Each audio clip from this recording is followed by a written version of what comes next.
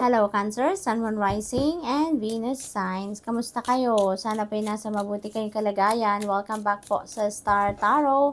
Kung bago kayo rito, welcome din kayo. Thank you sa inyong support. I truly appreciate it. God bless you all.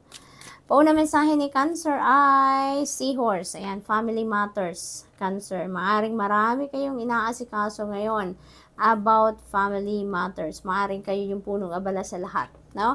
Ang dami ninyong inaasikaso, mga bagay-bagay para sa bahay, para sa iyo, para sa mga kapatid mo siguro, sa mga parents mo, sa mga anak mo, you know, marami sigurong aktibidad ang ginagawa ninyo dito para sa bawat isa sa inyong pamilya. Maaring ganon ang ganap dito. Or maaari din na mayroong mga family affairs siguro at kayo din ang naatasan, ano, na kayo ang maging punong abala.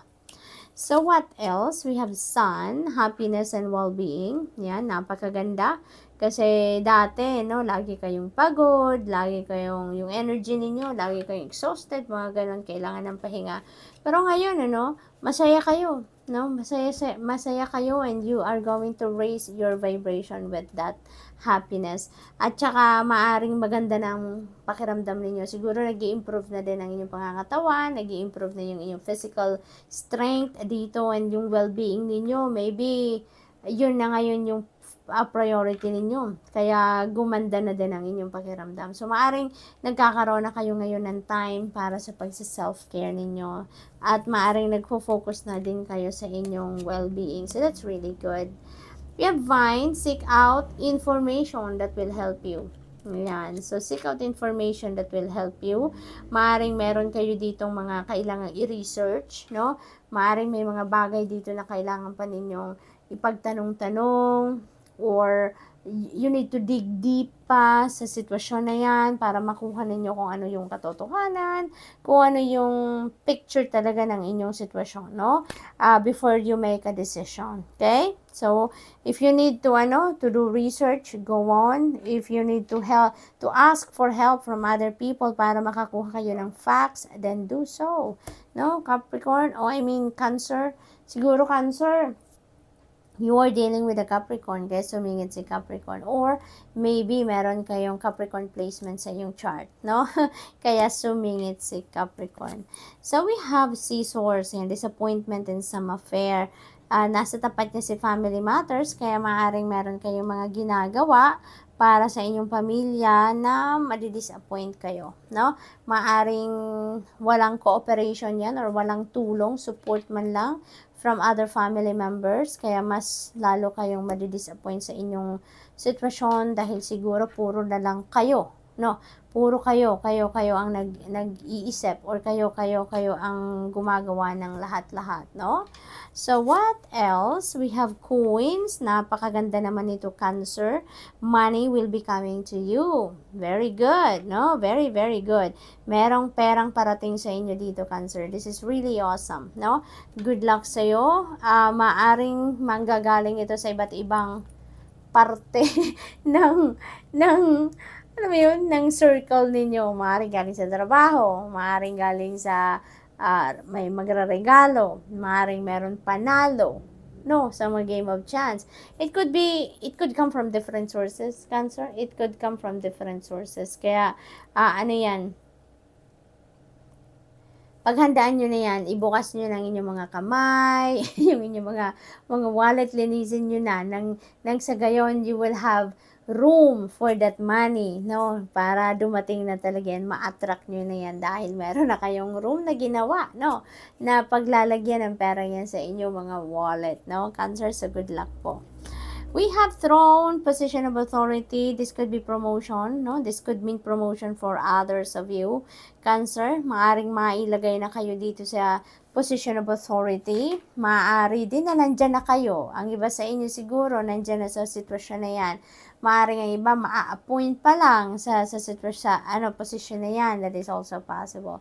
It is also possible dito, Cancer, then na maybe ang iba sa inyo is dealing with a person of authority, no? Maaring may mga dealings kayo, may mga consultations, pakikipag-usap, no? Important conversations na nagaganap between you and this person of authority.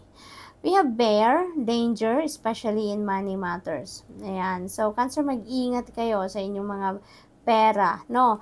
Yung mga savings ninyo, no? Investments ninyo, make sure na monitor ninyo yan, na nakikita ninyo kung anong mga nangyayari. Posible din na ang warning na to for you is yung spending ninyo, no?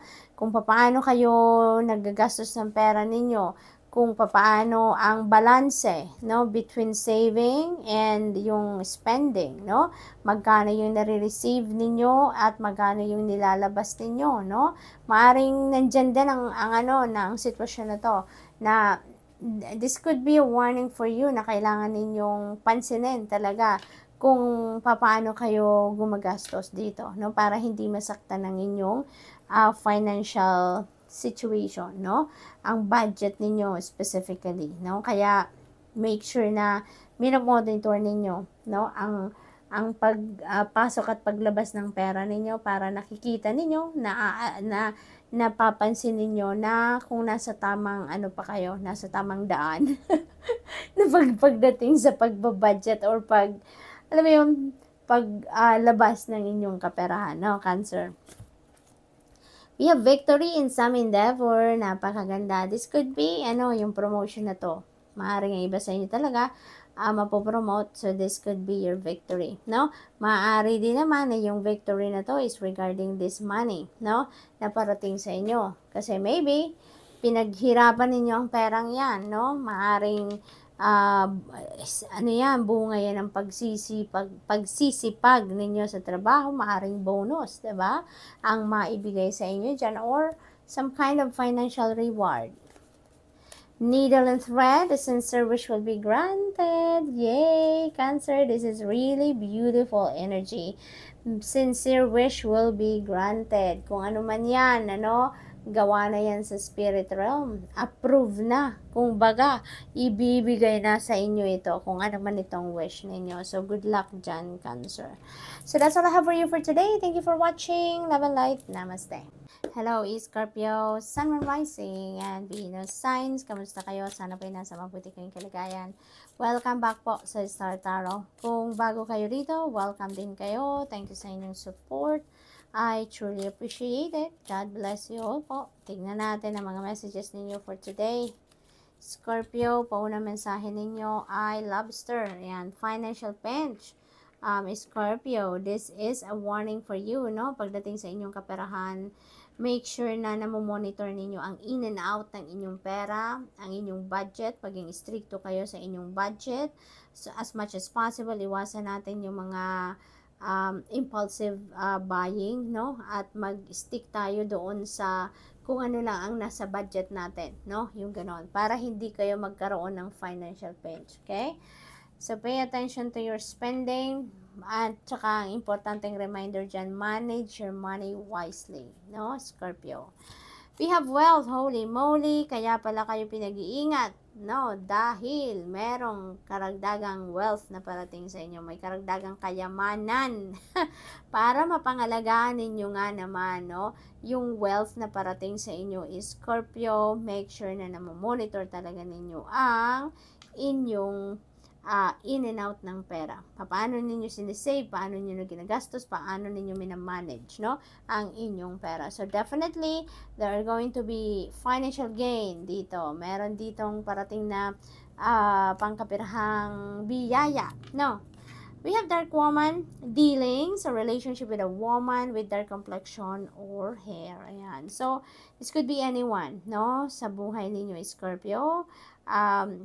Depende sa inyong sitwasyon. That could be your mom, no? That could be your sister.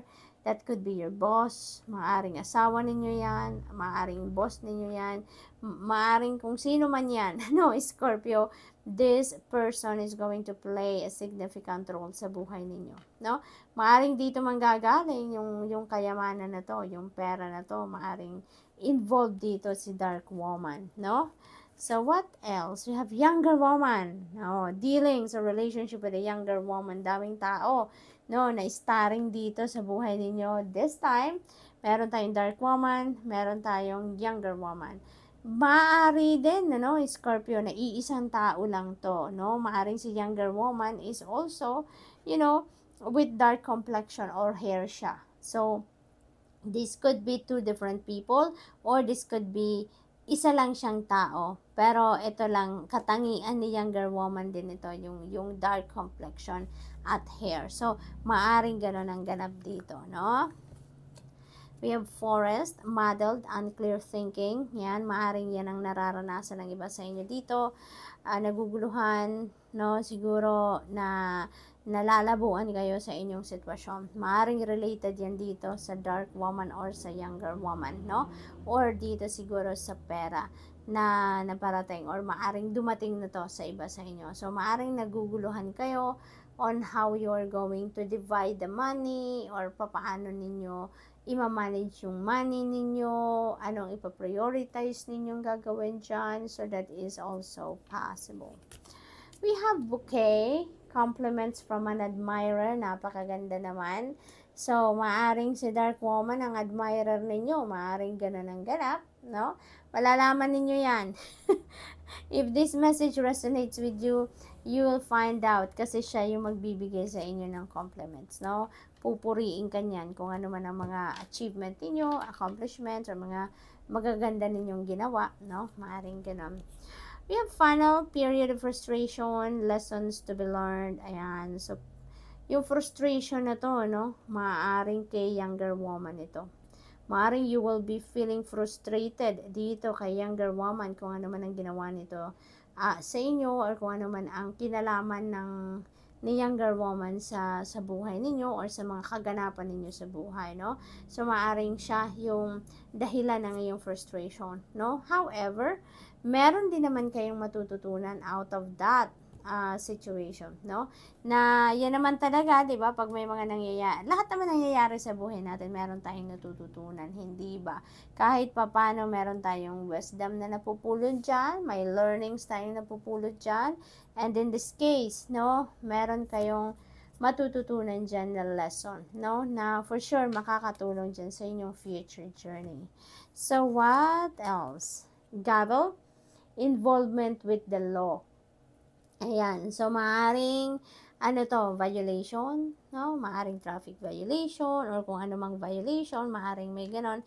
Maaring yan ang sitwasyon ninyo wherein mafo-frustrate kayo because of that, no? So that is possible. So what else?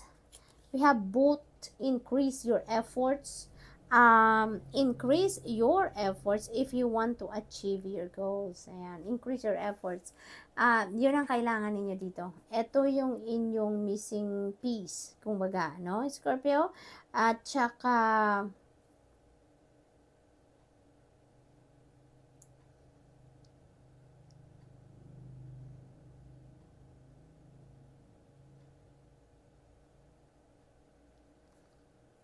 parang reminder din ito sa inyo or encouragement ito sa inyo. Nadagdagan nyo pa, no, ang inyong effort, ang inyong mga ginagawa, ang inyong pagsisikap if you want to achieve your goals, no?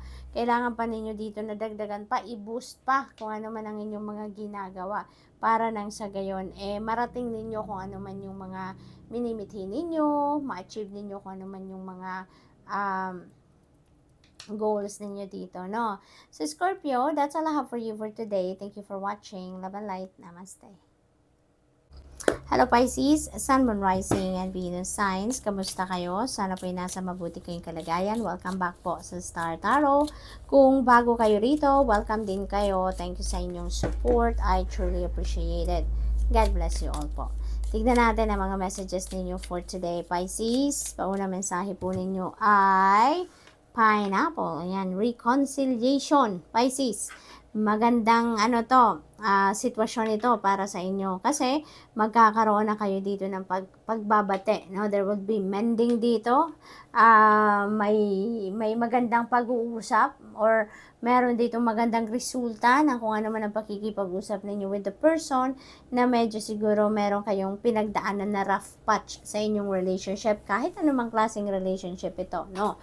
Ngayon, maganda balita kasi maaaring magkaroon na kayo dito ng peaceful resolution sa kung ano man ang hindi ninyo pinagkaintindihan, no? Maaaring makakapag-usap kayo dito ng maganda, masinsinan, magkakalabasan siguro kayo dito ng kung ano man ang inyong saloobin, ano? So, what else? We have barrel. You feel something is lacking in your life. Perhaps love, money, or goals. Ayan. So, feeling ninyo, siguro, ang iba sa inyo dito, kulang kayo ng something. Kulang kayo ng pagmamahal from your person, from your loved ones, no, from your family, friends, mga ganon. Or feeling din siguro ninyo kulang kayo ng pera, no? Lagi kayong kulang. Maaaring yun ang iniisip ninyo. Kaya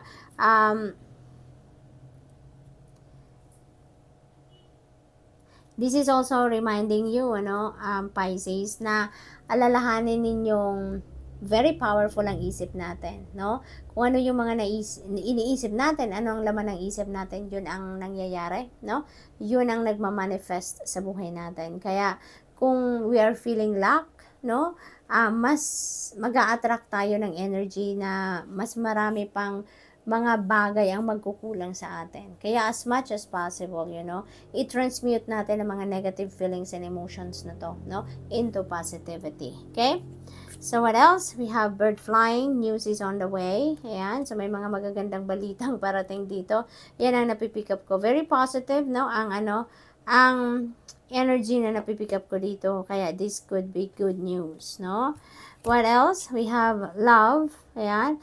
Maaring yung magandang balitang yan is related sa love, no? Maaring, bagong taong maliligo sa inyo, no? Maaring gano'n. Or, maaring yung love energy na to, this could be self-love then, no? Pisces, maaring you're going to focus on self-care and self-love. Maari din na this is a new love connection na mabubuo between you and another person. That is possible. Or, maaari din naman na yung love na to is about love ninyo din sa inyong mga ginagawa, no? We have dog, protection from a powerful friend. Ayan. So, napakaganda naman ito. Kasi, you have a very supportive, no, and protective friend, no? So, you are very lucky pagdating sa bagay na yan. For others of you, maaring din ito. Maaring meron kayong kinakausap ng mga professionals, no? Maaring humihi kayo ng professional advice, professional opinion about a certain situation sa buhay ninyo, no? Maaring ganyan ang ganap. We have bow, you are highly thought of. Ayan, merong nakakaalala sa inyo, lagi kayo iniisip. Maaring kaibigan ninyo yan, maaring kamag-anak, maaring jowa ninyo, no? Nasa malayong lugar siguro kayo or sila ang nasa malayong lugar, kaya lagi kang iniisip. We have Axe forces working against you. Ayan. So, may mga tao dito na siguro, alam mo yun, naiinggit sa inyo, no? Or maaaring nagtatry ito na i-take down ka sa kung ano man nasa ang posisyon ka man sa ngayon, no? Out of inggit, maaaring ganon. At, maaring ito yung sitwasyon na to na hinihingi ninyo ng advice, no? Sa mga professionals. Maaring ganun ang ganap dito. But you know what, Pisces? Huwag kayong mag-alala. Kasi if there are people, no, na nag-iisip ng hindi maganda towards you, you know, alalahanin niyo walang magandang balak, walang masamang balak, no, na nangyayari, no? Or walang masamang balak na nagtatagumpay. Sometimes, no, may mga taong nag-iisip ng masama towards another person, sometimes bago pa man nila magawa yan sa ibang tao, ay nangyayari na yan sa buhay nila. Nagba-backfire agad sa kanila, no? May ganung ganap. Maraming mga sitwasyon ang nangyayaring ganyan. Kaya hindi talaga maganda ang nag-iisip ng hindi maganda towards other people kasi you never know when it's going to backfire on you, hindi ba? Kaya in this case, you know, may mga taong nagpaplano ng hindi maganda about you, nako, ipagdasal nyo na yan. Ipagdasal nyo na yan, i-offer nyo yan sa Divine Universe. Bahala na ang Panginoon sa kanila because for sure they don't know what they are doing. no? Because otherwise, hindi nila maiisip yan, hindi nila gagawin yan, no? Kasi alam nila na anuman ang hindi magandang gawain ay magbabackfire yan sa kanila, no? Pero siguro dito, hindi nila yan nare-realize, hindi nila naiisip yan. Kaya, ipagdasal nyo na lang sila, no? Unsuccessful plans, no? We have the energy of the nut, yan, Pisces. You know, Pisces, kung may mga bagay na tulad ng ganito, no? Na hindi successful ang inyong plano, ibig sabihin lang niya na hindi yan para sa inyo, no? Hindi yan ang best para sa inyo, kaya hindi yan ibibigay sa inyo. If it's not for your highest good, if it's not meant to happen, if it's not part of the divine plan for you, kahit anong pilit ninyo sa isang sitwasyon na mangyari, hindi yan mangyayari, no? Kasi hindi yan ang makakabuti para sa inyo. God is always giving us something, no? Na kung ano ang makakabuti sa atin. Kung ano yung best para sa atin, yun ang laging binibigay sa atin, no? At we'll always remember, no, na everything happens in divine order and timing. Maaari lang din, no? It is also possible for some of you na kung ano man ang plano ninyong ito, hindi siya nag-succeed. It's because maybe it's not meant for you right now. Maaaring sa ibang pagkakataon, sa ibang panahon, ano, yan ay mangyayari. Yan ay ibibigay pa rin sa iyo, 'di ba? Maaring off timing lang, no? Posible din 'yan. So, ang mahalaga dito, no, magtiwala na lang tayo sa divine timing. Magtiwala tayo sa sacred plan ng Panginoon, no? Lagi-lagi, no, kung ano ang best para sa atin, yun ang ibibigay sa atin, okay? Not necessarily talaga na yun ang gusto natin, but nangyayari mga bagay hindi sa kagustuhan natin, hindi base sa timeline natin, or hindi base sa kung anong kagustuhan natin, but kung ano ang best para sa atin, yun ang ibibigay sa atin, no? In divine timing. So, what else? We have flute. Ayan, disappointment in a friend or lover. Ayan. So, meron kayong disappointment dito. May hindi kayo magugustuhan siguro sa mga ginawa, no, ng kaibigan ninyo or ng person ninyo, no? Maring may hindi kayo dito pinagkaintindihan. You are not on the same page siguro sa sitwasyon na ito, no? Kaya madi-disappoint kayo. So, Pisces, that's all I have for you for today. Thank you for watching. Love and light. Namaste.